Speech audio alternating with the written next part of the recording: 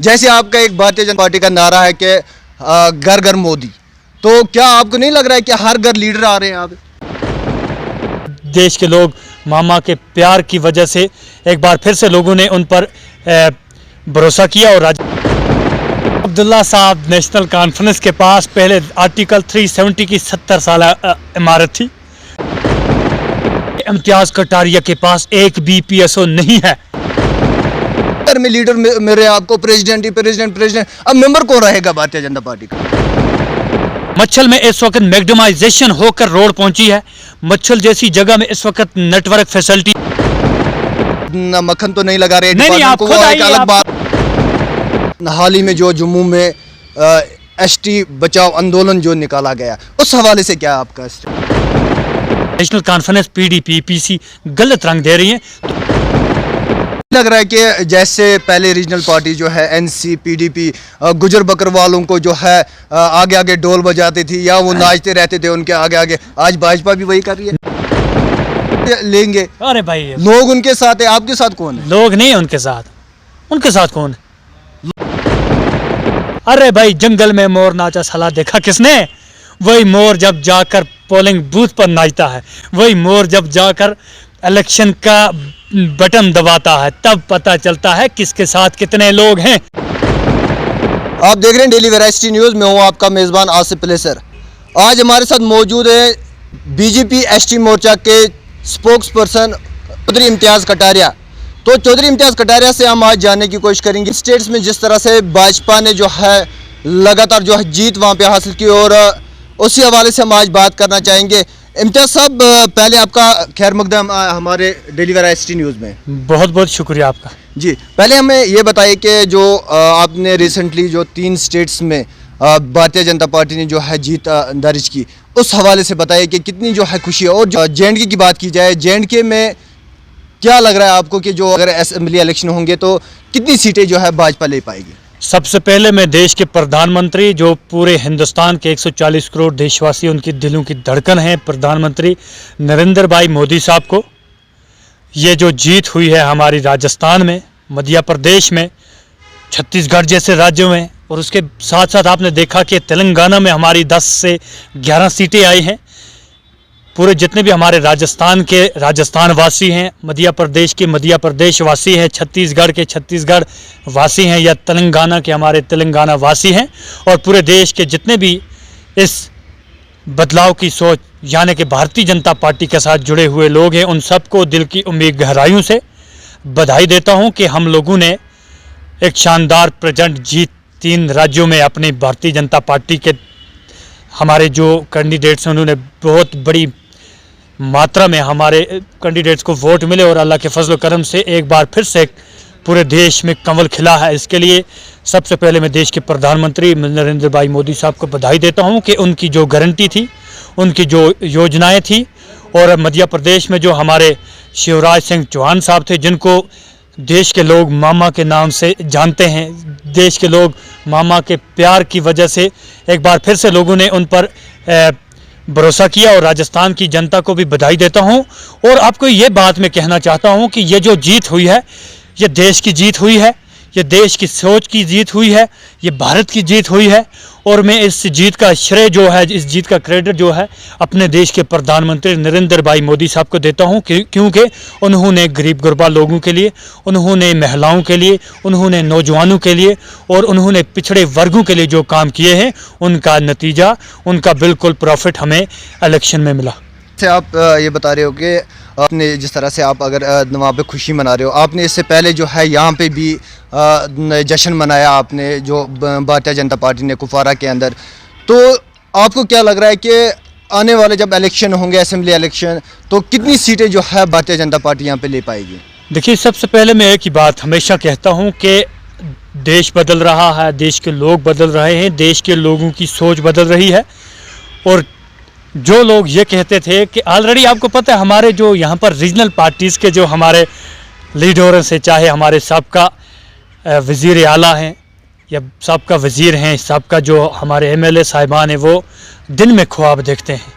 जैसे राहुल गांधी जी मध्य प्रदेश, राजस्थान, छत्तीसगढ़ की इलेक्शन में दिन में ख्वाब देखता था कि अब नरेंद्र भाई मोदी साहब को हम रोकेंगे। ये ख्वाब जो है, क्योंकि ख्वाब कोई भी व्यक्ति देख सकता है, मैं आपको ये बोलता हूँ, स्पष्ट रूप से ये बात मैं आपके सामने रखना चाहता हूँ। और जम्मू कश्मीर पर बहुत बड़ा इस वक्त असर मध्य प्रदेश, राजस्थान, छत्तीसगढ़ की प्रचंड जीत के बाद आज लोग जो हैं जगह जगह से बड़े बड़े एक्स ऑफिसर साहिबान, बड़े बड़े एक्स ब्यूरोक्रेट, बड़े बड़े पॉलिटिकल पार्टीज़ के लोग हमें फ़ोन कॉलें कर रहे हैं कि सर हम नरेंद्र भाई मोदी साहब की भारतीय जनता पार्टी, जो देश की के साथ साथ दुनिया की सबसे बड़ी पार्टी है, उसमें ज्वाइन होना चाहते हैं, हम उसमें शामिल होना चाहते हैं। और ये जीत जो है, ये देश की जीत है। और जम्मू कश्मीर की जहाँ तक बात रहती है, आपने खुद ही देखा जब से जम्मू कश्मीर में प्रधानमंत्री नरेंद्र भाई मोदी साहब के नेतृत्व में सरकार आई है 2014 से, उसके बाद जब से जम्मू कश्मीर में आर्टिकल 370-35A को ख़त्म किया गया है, अल्लाह के फजल व करम से हर कम्युनिटी को, हर व्यक्ति को रिप्रेजेंटेशन मिली है। और डेवलपमेंट की अगर बात करें तो अल्लाह के फजल व करम से जगह जगह पर रोडें बन रही हैं, जगह जगह पर इलेक्ट्रिसिटी का काम हो रहा है, जगह जगह पर बड़े अच्छे अच्छे काम हो रहे हैं। और उसका जब नतीजा जो है, जैसे मध्य प्रदेश में हमें लाडली बहना स्कीम का फ़ायदा मिला, और जम्मू कश्मीर में जितने हम लोगों ने काम किए, हमारे गवर्नर, लेफ्टिनेंट गवर्नर श्रीमान मनोज सिन्हा साहब के नेतृत्व में जितने काम हुए हैं, मैं चौधरी इम्तियाज़ Kataria, chief spokes person Bharatiya Janata party ST मोर्चा, इस चीज़ से मुतफिक हूँ कि जो हमारा मिशन है अब की बार 50 पार, उस पर बिल्कुल हम इस बार वक्त मजबूत हैं। हमारे कार्यकर्ता आप खुद देख रहे हो, डोर टू डोर जाकर अपनी भारतीय जनता पार्टी के लिए काम करते हैं। और ऐसा ही एक बार पहले भी मैंने आपको प्रेस कॉन्फ्रेंस के माध्यम में आप ही के साथ जब बात हुई थी कि राजस्थान, मध्य प्रदेश, छत्तीसगढ़ हम जीत रहे हैं, तब हमारे जो यहाँ के सबका वजीर थे, उन्होंने कमेंट्स में भी मुझे लिखा था कि वो ये जो ख्वाब देखते हैं वो अपनी ख्वाब देखना बंद कर लें। मगर आज एक बार फिर से मैं आश्वासन देना चाहता हूं, उनको यकीन दहानी करवाना चाहता हूं कि जम्मू कश्मीर में जब कभी भी इलेक्शन कमीशन ऑफ इंडिया ऐलान करेंगे कि हम जम्मू कश्मीर में इलेक्शन करवाएंगे, आपको पता है कि भारतीय जनता पार्टी एक ऐसी पार्टी है जो 24/7 इलेक्शन के लिए तैयार रहती है। और जम्मू का कहना है कि वो भारतीय जनता पार्टी जो है वो इलेक्शन करवाने से डर रही है यहाँ पे, क्योंकि वो सीट नहीं ले पाएगी। आप बोल रहे 50 के पार जाएगी। उमर अब्दुल्ला साहब नेशनल कॉन्फ्रेंस के पास पहले आर्टिकल 370 की 70 साल इमारत थी, जिस पर 70 साल उन्होंने लोगों को बेवकूफ़ बना दिया।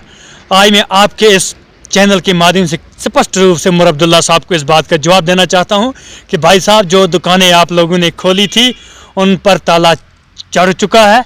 और अब आप लोगों की ये जो डबल पॉलिटिक्स है, यहाँ एक बात बोलते हैं, पार्लियामेंट में जाकर दूसरी बात बोलते हैं, ये भाषा बिल्कुल आप लोगों की बंद हो चुकी है। और आप जो ख्वाब देखते हो वो बिल्कुल आपका हक है, क्योंकि आप भी इंसान हो हमारी तरह, आप ख्वाब देखो। आपने रिप्रेजेंटेशन की बात की, रिप्रेजेंटेशन आपने बोला कि जो भारतीय जनता पार्टी ने रिप्रेजेंटेशन यहाँ पे दी, जैसे आपका एक भारतीय जनता पार्टी का नारा है कि घर घर मोदी, तो क्या आपको नहीं लग रहा है कि हर घर लीडर आ रहे हैं यहाँ पे भारतीय जनता पार्टी की तरफ? देखिए नरेंद्र भाई मोदी साहब एक ऐसे व्यक्ति हैं जो एक गरीब गुरबा परिवार के साथ जुड़े हुए थे, और उन्होंने मेहनत करके इस वक्त देश के प्रधानमंत्री ही नहीं बल्कि दुनिया के सबसे मकबूल तरीन लीडर बने हैं, जिनकी दौर सदारत में, जिनकी प्रधानमंत्रीशिप में देश चंद्रयान 3 में कामयाब हुआ। ठीक है, देश ने इतनी तरक्की की, देश ने G20 का आयोजन करवाया, और देश ने इतनी तरक्की की कि आज बड़े बड़े ममालिक जो हैं वो नरेंद्र भाई मोदी साहब से आशीर्वाद लेकर इलेक्शन में कूदते हैं। और जहाँ तक आपने बात की कि हर घर से लीडर, अरे भाई, हमारा मिशन है कि जो ये डेमोक्रेसी है इसको ग्रास रूट लेवल पर इम्प्लीमेंट करें, हर कम्युनिटी को इसकी बिल्कुल रिप्रेजेंटेशन मिलनी चाहिए, हर घर से लीडर खड़ा होना चाहिए, क्योंकि जिस कौम में लीडरशिप नहीं है, लीडरशिप किस लिए? सिक्योरिटी के लिए? नहीं, देखियो बात सुनिए भाई साहब, भारतीय जनता पार्टी का चीफ स्पोक्स पर्सन, तर्जमान आला हूं, नंबर 1। और आपको ये बात है कि हमेशा देशद्रोहियों के खिलाफ बात करता हूं, चाहे वो पाकिस्तान गलत हरकत करता है, चाइना करता है, कोई भी करता है, चौधरी इम्तियाज़ कटारिया हमेशा अपनी बात रखता है और डंके की चोट पर और आज तक आपको ये बात जानकर मुझे लगता है बहुत ही एक किस्म की ताज्जुब होती होगी कि इम्तियाज़ कटारिया के पास एक भी PSO नहीं है। जब इम्तियाज़ कटारिया जम्मू कश्मीर भारतीय जनता पार्टी का शेड्यूल ट्राइब मोर्चा का चीफ स्पोक्स पर्सन, और अल्लाह के फजल करम से ब्लॉक लेवल से लेकर स्टेट लेवल तक मैं भारतीय जनता पार्टी 2014 से लेकर आज तक पहुंचा हूं। और आज भी मैं विदाउट सिक्योरिटी, मेरी सिक्योरिटी मेरे लोग हैं, मेरी सिक्योरिटी आपके मेरा पास काम नहीं है, कहीं और जो लीडर्स हैं उनके पास। आज सुबह मैं एक बंदे से बात कर रहा हूँ, वो बोल रहे थे कि मैं यूथ का कुछ प्रेसिडेंट बन गया हूँ यहाँ पे। तो ऐसे ऐसे जो हर घर में लीडर मिल रहे हैं आपको, प्रेसिडेंट, अब मेंबर कौन रहेगा भारतीय जनता पार्टी का? देखिए भाई साहब, जब हर जगह में हमारे प्रेसिडेंट होंगे तो ऑटोमेटिकली हमारे मेंबर्स भी होंगे। कम से कम हमें अपने घर पर तो अल्लाह के फजल करम से जिस इलाके से मैं आता हूँ, मुझे गर्व है कि मैं अपने इलाके में बिल्कुल मजबूत हूँ, तभी तो मैं बाहर निकला हूँ ना, क्योंकि मैं डायरेक्ट लीडर नहीं बना हूँ। ये आपको पता है, आपका जो एक सीनियर जर्नलिस्ट है कुपवाड़ा का, जो हमेशा सुर्खियों में छाया होता है, जो हमेशा स्पष्ट रूप से हुकूमत तक बात पहुंचाता है, या कोई भी पॉलिटिकल पार्टी, सागर रफीक साहब मुझे 2014 से जानते हैं कि मैं हल्का प्रेसिडेंट से लेकर जम्मू कश्मीर के चीफ स्पोक्स पर्सन बना हूं। एक्सीडेंशियल लीडर नहीं हूं कि अचानक भारतीय जनता पार्टी अभी आ गई तो मैंने कुछ खुदा न खासा अपना रसूख चलाया तो मैं बीजेपी में लीडर बन गया। ये बिल्कुल गलत बात है। और जिन लोगों को देखो सिक्योरिटी रीज़न होता है भाई साहब, अब मिसाल के तौर पर ये जो बात आपने कही कि हर व्यक्ति को सिक्योरिटी है, मैं देखो किसी के खिलाफ नहीं हूँ, वो सिक्योरिटी एजेंसीज का मसला है, वो हमारे SSP साहब का मसला है कि अगर किसी को सिक्योरिटी दी है, क्यों दी है? हो सकता है उसको थ्रेट हो भाई साहब, इम्तियाज़ कटारिया को थ्रेट नहीं, उसको थ्रेट हो, क्योंकि सिक्योरिटी बीजेपी को नहीं मिलती है। सिक्योरिटी भाई साहब थ्रेट परसेप्शन पर मिलती है। नेशनल कॉन्फ्रेंस के DDC है, उनको कौन सा खतरा है?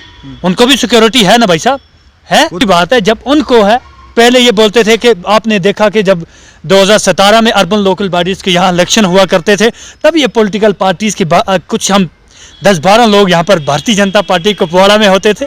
आज अल्लाह के फजल करम से, जैसे आपने सवाल पूछा कि हर घर मोदी, बिल्कुल हर जबान पर मोदी है, क्योंकि अब परसों जब इलेक्शन हुआ तो लोगों ने उन लोगों ने कई ऐसे अदर जो हमारे खिलाफ पॉलिटिकल पार्टीज़ के लीडर्स थे, उन्होंने बधाई दी कि भाई साहब नरेंद्र मोदी साहब जीत गए। अब बोलो, हर व्यक्ति की जुबान पर नरेंद्र भाई मोदी साहब है, क्योंकि नरेंद्र भाई मोदी साहब एक ऐसे व्यक्ति हैं जो सबका साथ, सबका विकास, सबका विश्वास, सबका प्रयास को लेकर सबके विकास की बात आ गई।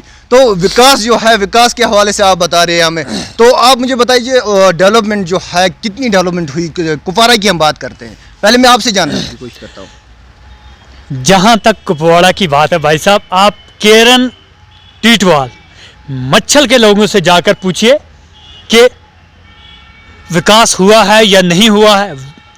मच्छल में इस वक्त मैग्डमाइजेशन होकर रोड पहुंची है। मच्छल जैसी जगह में इस वक्त नेटवर्क फैसिलिटी है। केरन जैसी जगह में इस वक्त नेटवर्क फैसिलिटी है, एजुकेशन फैसिलिटी है, इलेक्ट्रिसिटी फर्स्ट टाइम मच्छल के लोगों ने देखी, इलेक्ट्रिसिटी फर्स्ट टाइम केरन के लोगों ने देखी। और टीटवाल जैसी आप मनीगा से ताल्लुक रखते हैं, क्या आप मनीगा में शाम को बिजली देखती है, इलेक्ट्रिसिटी देखते हैं? अल्हम्दुलिल्लाह, क्या बात करते हैं भाई साहब। टाइम देखिए बात सुनो, मैं इस बात से मुतफिक हूँ कि जब से हमारा जो रिसीविंग स्टेशन मनीगा का अलग हुआ है, बधाई देता हूँ, मुबारकबाद पेश करता हूँ अपने जो डिप्टी कमिश्नर कुपवाड़ा उस वक्त इमामुद्दीन साहब थे, और इनाग्रेशन हमारे डायफोडे सागर साहब ने की थी, कि उनकी मेहनत से। और तब हमारे मैनेजिंग डायरेक्टर जो KPDCL Kashmir power development corporation limited के थे, हमारे यासीन चौधरी साहब, उनसे पहले हमारे जो IDC श्रीनगर हैं डॉक्टर एजाज असद चौधरी साहब, उनसे जब हम लोग मिले, हयामा मनीगा के लोग जब मिले कि सर हमें ये बिजली का प्रॉब्लम होती है, आज मैं ये दावे के साथ ये बात कहता हूँ, कभी आप हमारे साथ आइए, जितनी अच्छी इलेक्ट्रिसिटी हमारे मनीगा के लोगों को मिलती है, मुझे नहीं लगता इतनी डिस्ट्रिक्ट में, टाउन में मिलती होगी। आपको नहीं लग रहा है स्मार्ट मीटर्स लगाए गए यहाँ पे कुपवाड़ा में, तो उसके बावजूद जो है बिजली नहीं है। अब चलो ठीक है, आपके मनिगा में तो बिजली है, आप जो बोल रहे पता नहीं वो आप मक्खन तो नहीं लगा रहे डिपार्टमेंट को, वो एक अलग बात है। तो बात अगर ऐसे देखा जाए, जो टाउन की भी अगर बात की जाए, यहाँ पे जो है इलेक्ट्रिसिटी गुम रहती है, जो इनका एज पर शेड्यूल देना है वो कहीं नहीं है। स्मार्ट मीटर्स लगाए गए और उसके बावजूद जो है बिजली खाई जा रही है। देखिए आज मैं सुबह क्योंकि आपको पता है मैं डाउन टू वर्ड लोगों के साथ जुड़ा हुआ हूँ। कुपवाड़ा में आप जाओगे, किसी रेडी वाले से पूछोगे इम्तियाज़ कटारिया, वो बोलेंगे हमारा भाई है। किसी शॉपकीपर वाले, होटल वाले, या किसी भी, चाहे कोई मीडिया वाला है, सिक्योरिटी एजेंसी का व्यक्ति है, कोई भी है, सबके साथ में जुड़ा। जब मैं पैदल यहाँ से चल रहा था तो राज पैलेस पर स्मार्ट मीटर्स लगा रहे थे, तब मेरे मन में ये बात आई। मैंने कहा अगर स्मार्ट मीटर, देखो जो बात सच है बिल्कुल हमें तस्लीम करनी है। मैं इस आपके चैनल के माध्यम से आज हमारे जो चीफ इंजीनियर साहब हैं KPDCL के, या हमारे मैनेजिंग डायरेक्टर साहब हैं, खासकर मेरी डायरेक्ट गुजारिश रहेगी लेफ्टिनेंट गवर्नर साहब और हाल ही में जो हमारे नए मुंतखब चीफ सेक्रेटरी अटल डुल्लू साहब, क्योंकि मैं उनसे मिलता रहता हूँ, अच्छे तरीके, बहुत ही एक अच्छे व्यक्ति हैं। उनके साथ हमारे कश्मीर के, क्योंकि वो कश्मीरी से ताल्लुक़ रखते हैं, कश्मीर के दुख दर्द को समझते हैं। एक बार मरकज़ी सरकार का फिर शुक्रिया अदा करता हूँ कि कश्मीर का दर्द जानने वाले अटल डुल्लू साहब को चीफ सेक्रेटरी बनाया। उनसे गुजारिश रहेगी कि अगर आप स्मार्ट मीटर्स लगा रहे हो, हमें कोई आपत्ति नहीं है, क्योंकि जो व्यक्ति जितनी बिजली इस्तेमाल करेगा भाई साहब, उसको इतनी ही फीस आएगी। मगर कम से कम ये जो आप लोगों ने दावा किया है, मैं ये बोलता हूँ जो PDD के डिपार्टमेंट के, चाहे वो चीफ इंजीनियर साहब हैं, हमारे मैनेजिंग डायरेक्टर साहब हैं, या चीफ सेक्रेटरी साहब, उनसे गुजारिश रहेगी, मैं उनसे एक ही रिक्वेस्ट करता हूं कि ताकि अगर कुपवाड़ा में डिजिटल मीटर आप लगा रहे हो, इनको 24 घंटे बिजली मिलनी चाहिए। चौधरी इम्तियाज़ कटारिया बिल्कुल ये बात हमेशा उठाता था, उठाता है और उठाता रहेगा। रोड्स की आपने बात की, आपने बोला मत्सल में जो है रोड कनेक्टिविटी होगी, और केरन की आपने बात की। आपको मैं उतना दूर नहीं ले जाऊंगा, यहाँ से 7 से 8 किलोमीटर ले जाऊंगा दूर। औरा की बात की जाए, औरा से मीर मुकाम का जो रोड है वो खस्ता हाल है। आपने वो कभी देखा है? आप भी 1-2 बार तो आए वहाँ पे, आपने वो रोड तो देखा होगा, आपके प्रोग्रामर्स रहे वहाँ पे, आपने वो रोड तो देखा होगा, उसकी क्या खस्ता हाल है? यही डेवलपमेंट हो रही है यहाँ पे। देखिए भाई साहब, मैं ये बोलता हूँ, जब आज मेरी नोटिस में आपकी ये बात आई, मैं 1-2 बार पहले भी वहाँ पर गया था, तो अल्लाह के फजल व करम से उधर अगर मैं देखूँगा तो पॉलिटिकल इन्फ्लुएंस बड़ा अच्छा रहता है।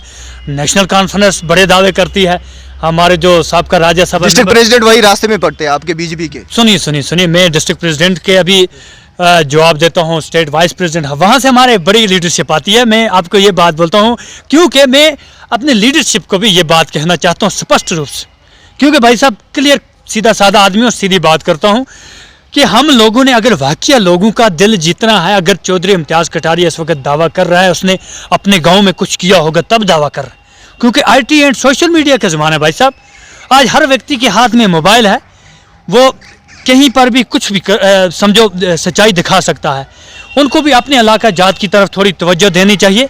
और इंशाअल्लाह रहमान रहीम मेरा एक अपना मिशन रहता है कि जैसे आपने खुद ही देखा, हमारे प्रधानमंत्री नरेंद्र भाई मोदी साहब ने, जो हमारे ट्राइबल फ्रीडम फाइटर थे, उनके आबाई गांव जब रांची में गए तो उधर से उन्होंने एक ऐलान किया, बिल्कुल एक यात्रा शुरू की, जिसको विकसित भारत संकल्प यात्रा का नाम दिया।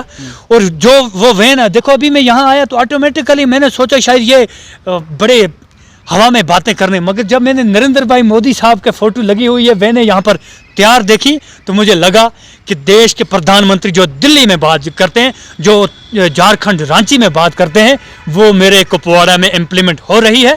जब ये विकसित भारत सोशल वेलफेयर डिपार्टमेंट, सुनिए मैं जो सोशल वेलफेयर में जो लोग हैं उन्होंने फॉर्म भरे हुए हैं, अभी जो है उनके वो पैसे बंद है, तो किस तरह का जो है विकसित भारत संकल्प यात्रा आप चला रहे हैं? मेरा यही कहना है, विकसित भारत संकल्प यात्रा, अभी मैं पूरी बात कर रहा था, आपने बीच में टोक दिया मुझे। सुनिए मेरी बात, मैं ये बोलता हूँ जो विकसित भारत संकल्प यात्रा है, ये सिर्फ यात्रा नहीं है, ये कोई ट्राइबल प्राइड यात्रा नहीं है, या ट्राइबल बचाओ यात्रा नहीं है। ये वो यात्रा है, ये देश के प्रधानमंत्री साहब खुद यात्रा करवा रहे हैं अपने ऑफिसर्स को।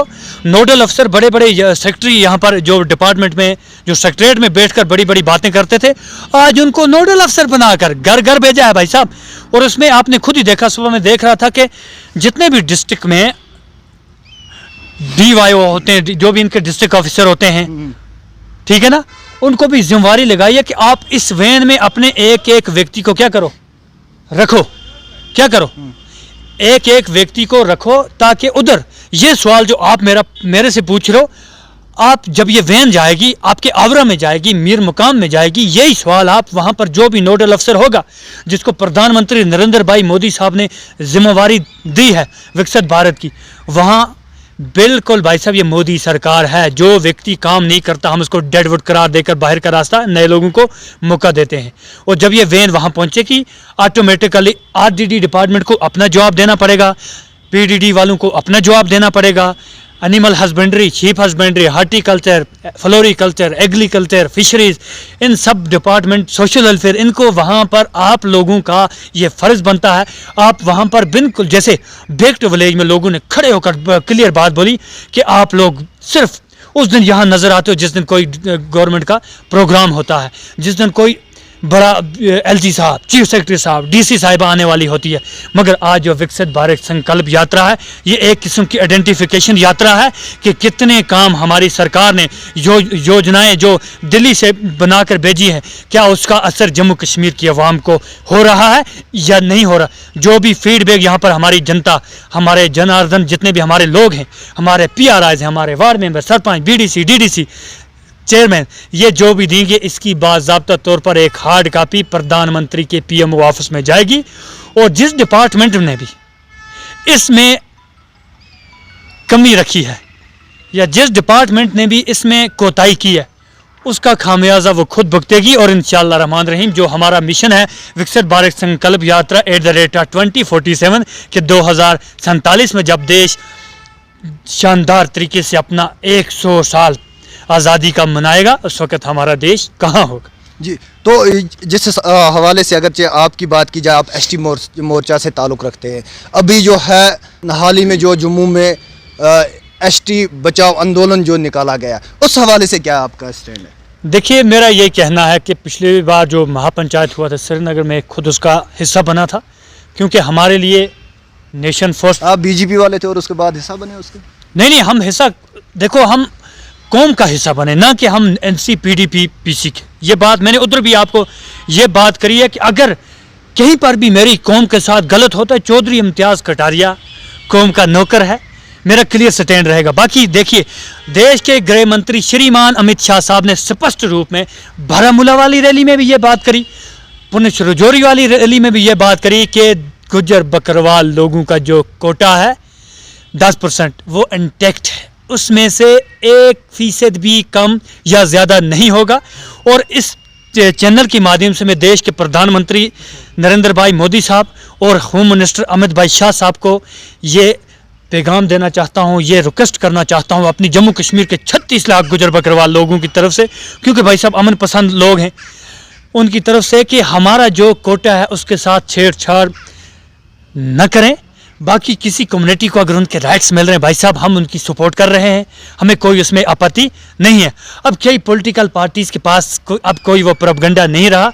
अगर आपको पता चलेगा कि हमारे कोटे के साथ छेड़छाड़ हुई, हमारे 10% रिजर्वेशन, चाहे वो नौकरियों में है, पॉलिटिकल रिजर्वेशन है या हमारे एम्प्लॉयमेंट में है, उसमें अगर होगी तो चौधरी इम्तियाज़ कटारिया पहला व्यक्ति होगा जो अपनी कौम के साथ, जैसे मैं पहले खड़ा था, आपने देखा ट्राइबल प्राइड मार्च में मैं फ्रंट पे था, महापंचायत में मैं फ्रंट में था।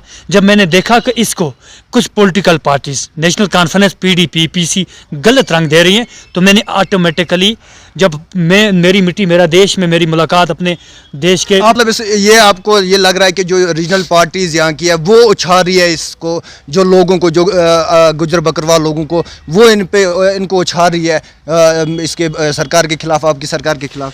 मैं ये बोलता हूँ तब तक, देखो अभी मिसाल के तौर पर कहीं आग लगी नहीं है, पहले अगर हम वो क्या बोलते हैं अफवाह फैला लेंगे कि ओ इस मकान को आग लगी है तो अब क्या करेंगे, पहले अगर वो फायर सर्विस वाली गाड़ी लेकर कहाँ चले जाएंगे, उधर जाएंगे।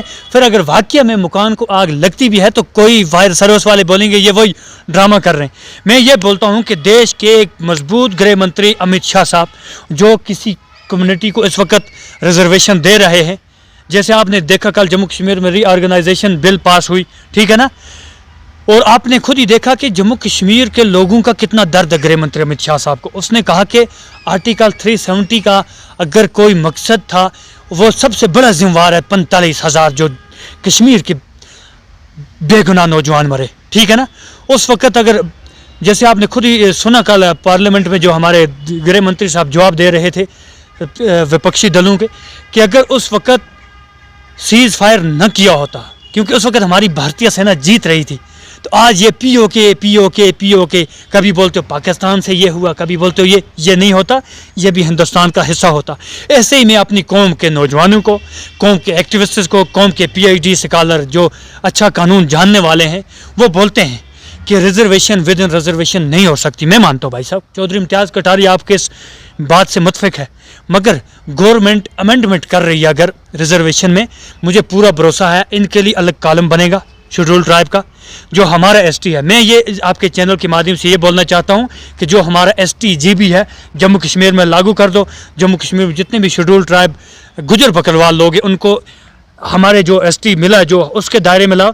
बाकी जो व्यक्ति हैं उनको अगर अलग कोई प्रोविजन के तहत, कोई अलग अगर अमेंडमेंट करके कोई अलग कानून के तहत उनको शेड्यूल ट्राइब देते हैं, अदर बैकवर्ड क्लासेस में रखते हैं, शेड्यूल कास्ट रखते हैं, चौधरी इम्तियाज़ कटारिया और उसकी पूरी कौम को कोई आपत्ति नहीं। आपको नहीं लग रहा है कि जैसे पहले रीजनल पार्टी जो है NC PDP गुजर बकरवालों को जो है आगे आगे डोल बजाती थी या वो नाचते रहते थे उनके आगे आगे, आज भाजपा भी वही कर रही है? नहीं भाई साहब, देखो बात सुनो मेरी।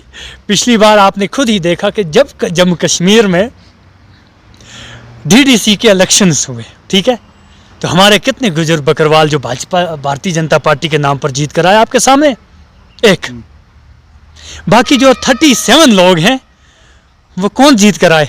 अदर पॉलिटिकल पार्टीज, क्योंकि रिजर्वेशन हम लोगों ने दी ना। अगर हम अपनी कलर कुपवाड़ा की सीट की बात करेंगे, एक सीट, फिर आप 50 के पार बोल रहे, आप तो DDC का इलेक्शन एक नहीं जीत पा रहे। तब आइडियालॉजी अलग थी, तब हमारी कौम को कुछ नहीं मिला था। आज अल्लाह के फजल करम से फॉरेस्ट राइट एक्ट मिला है, SC ST लागू नहीं हुआ, हो रहा है भाई साहब। कई लोगों को इसका, देखो हमारे पास कानून है, लागू इम्प्लीमेंट करने में भी हमारे जो नीचे के ऑफिसर साहिबान हैं उनकी किसी हद तक चूक रहती है, या तो वो एक्ट को पूरी अच्छी तरीके से पढ़ते नहीं है या उनको एक्ट समझ नहीं आता है। देखो कानून पास हो गया, मिसाल के तौर पर अब Jammu Kashmir reorganisation act pass हो गया, अब इम्प्लीमेंट तो एडमिनिस्ट्रेशन ने करना है ना। अब भारतीय जनता नरेंद्र भाई मोदी साहब हर गांव में आकर हर व्यक्ति से तो नहीं मिल सकते भाई साहब। 140 करोड़ देशवासियों के प्रधानमंत्री हैं। और आज की बार में जो ये बात कहना चाहता हूँ, जो 9 सीटें हमारे लिए रिजर्व की हैं, दावे के साथ ये बात कहता हूँ कि 9 के 9 पर भारतीय जनता पार्टी के अपने ही कार्यकर्ता, अपने MLA बनी गए, और उसमें 2-3 जो है आने वाली जो जम्मू कश्मीर में BJP की सरकार है उसमें मंत्री होंगे। तब ऑटोमेटिकली जब कौम की रिप्रेजेंटेशन होगी। PDP बोल रही है कि हम जो है अपनी सरकार यहाँ पे बना, NC अलग बोल रही है, PDP अलग बोल रही है, अदर पार्टीज अलग बोल रही हैं, तो जो भाजपा का जो है वो क्या स्टैंड है? भाजपा बोल रही है 50 के पार, वो बोल रहे हैं हम लेंगे। अरे भाई लोग उनके साथ है, आपके साथ कौन है? लोग नहीं है उनके साथ कौन है? लोग हैं। कौन लोग? आपने हाल ही में देखा महबूबा मुफ्ती की जो रैली TRC कुपवाड़ा में हुई, उसमें देखा आपने कितने जो कार्यकर्ता उनके थे, जो वर्कर्स कन्वेंशन था, उमर अब्दुल्ला आए, उनकी जो कन्वेंशन थी, उस हिसाब से देखिए आपके साथ क्या 5 या 10 बंदे थे। राहुल गांधी जी जब जनसभाएं कर रहे थे तो कितने लोग उनके साथ? अरे भाई जंगल में मोर नाचा साला देखा किसने? वही मोर जब जाकर पोलिंग बूथ पर नाचता है, वही मोर जब जाकर इलेक्शन का बटन दबाता है, तब पता चलता है किसके साथ कितने लोग हैं। मैं ये दावा करता हूं कि ये लोग जो हैं ये पढ़े लिखे लोग हैं। आज का देखो ना नौजवान, PDP की जो रैली होती है नौजवान ज़्यादा, वो उनको सपोर्ट करने के लिए नहीं जाते हैं, ये उनकी गलतफहमी है। इलेक्शन आने दो, वो उनकी विचारधारा सुनने के लिए जाते हैं कि ज़रा ये लोग वही पुरानी बातें करते हैं, ये हुआ वो हुआ, इधर हुआ उधर हुआ। ना नेशनल के साथ लोग हैं ना PDP के साथ लोग हैं। मुफ्ती आकर इधर कौन सा भाषण करती है, उसका भी उमर अब्दुल्ला साहब बड़ी बड़ी जनसभाएं में जाकर क्या बातें करते हैं लोगों की। मैं ये बोलता हूँ जो साइलेंट वोटर्स हैं, भारतीय जनता पार्टी का हमेशा एक ही अहम मोटिव रहता है, वो साइलेंट वोट। जो हमारी महिलाएं होती हैं, जिनको नरेंद्र भाई मोदी साहब की स्कीमों का फ़ायदा मिला है, और जो हमारे, अब आप पूछोगे साइलेंट वोट कौन से, जो हमारी महिलाएं और जो फर्स्ट टाइम वोट करने वाले लोग होते हैं, भारतीय जनता पार्टी उसी को साइलेंट वोट मानती है। और आपने खुद ही देखा मध्य प्रदेश में 165, राजस्थान में 125। जब मैंने इलेक्शन से 2 दिन पहले ट्वीट किया, कई लोग मुझे लिख रहे थे इम्तियाज़ कटारिया साहब रेनावाड़ी हॉस्पिटल मालूम नहीं है तो हम भेज देते हैं। मैं परेशान हो गया, मैंने सोचा, बोला आप पागल हो चुके, इतना बड़ा आंकड़ा। मैंने कहा भाई मैंने थोड़ा कम रखा है। मैंने मध्य प्रदेश का एग्जिट पोल जो अपना निकाला, उसमें मैंने 140 से 150 सीट रखी, तो 165 आ गई। राजस्थान में 125, अल्हम्दुलिल्लाह ठीक। छत्तीसगढ़ में 50। क्या आपका स्टैंड है कि जो जम्मू कश्मीर में क्या आपकी सरकार आ पाएगी या नहीं? मैं ये बोलता हूँ डेफिनेट, और इसका असर जो हाल अभी मुझे लगता है जम्मू कश्मीर में जो असेंबली इलेक्शन हैं, मैं चाहता हूँ होने चाहिए। मुझे लगता है वो पार्लियामेंट के बाद ही होंगे, क्योंकि इन लोगों की एक गलत फहमी है। इनको सबसे पहले हम पार्लियामेंट में पछाड़ेंगे। पार्लियामेंट में बारामूला सीट हम जीतेंगे, श्रीनगर से फारूक अब्दुल्ला साहब को हराएंगे, ठीक है, अनंतनाग से जीतेंगे, जम्मू पुंछ से जीतेंगे, उधमपुर वाली 5 की 5 सीटों पर प्रधानमंत्री नरेंद्र भाई मोदी साहब के नेतृत्व में भारतीय जनता पार्टी का कमल खिलेगा। फिर ऑटोमेटिकली इनको क्या हो जाएगा, इनकी जो ज़बान है ये बंद हो जाएगी। लोगों ने रिजेक्ट किया है, लोगों को फ़ायदा मिल रहा है, और देश के प्रधानमंत्री पर जम्मू कश्मीर की जनता को गर्व है। तो बहुत बहुत शुक्रिया मेरे साथ बात करने के लिए। बहुत बहुत शुक्रिया आपका भी, धन्यवाद, क्योंकि आप जज्बाती पत्रकार हो और आप आते भी हमारे इस गुजर बकरवाल कम्युनिटी से। आपको बहुत बहुत बधाई देता हूं, और इंशाल्लाह ऐसे जो इंटरेक्शन प्रोग्राम है आपके साथ, क्योंकि एक पढ़े लिखे पत्रकार के साथ जब बात करते हैं तो बहुत अच्छा लगता है। बाकी अल्लाह ताला आपको सलामत रखे, आपके परिवार को सलामत रखे। 2024 का पार्लियामेंट इलेक्शन है, वो आने वाला है, हम लोग उसकी तैयारी में जुटे हुए हैं। लास्ट पर एक ही पैगाम रहता है, और इंशाल्लाह जब एक बार फिर से 350 सीटें हम क्या करेंगे, वो हासिल करेंगे, तो इनकी ज़ुबानें बंद, इनकी ज़मानतें ज़ब्त होंगी, उमर अब्दुल्ला साहब की भी। शुक्रिया। हमारे साथ जुड़ चुके थे इम्तियाज़ कटारिया, जो कि बीजेपी एसटी मोर्चा के स्पोक्स पर्सन है, और इनका भी यही मानना है, जिस तरह से हर कोई जो बीजेपी के जो कार्यकर्ता है या जो लीडर्स है वो ये कहते हैं कि अब की बार जो है हमारी सरकार है। तो ये हमारे साथ इम्तियाज़ कटारिया थे, और ये भी इनका भी यही मानना है कि आने वाले वक्त में जो है सरकार भारतीय जनता पार्टी की होगी। आप मेरे साथ बने रहे और देखते रहे डेली वेराइटी न्यूज़।